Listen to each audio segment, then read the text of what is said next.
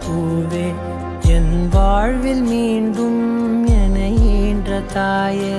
கண்ணோடு இமையாய் சுகமான சுமையாய் இது கையில் ஏந்தி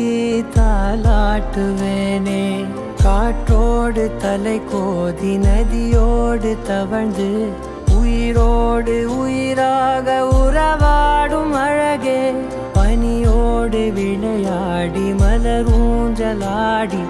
தரை வந்து தமிழ் பேசும் இரு கால் வெண்ணிலவே சிறகாக உன்னை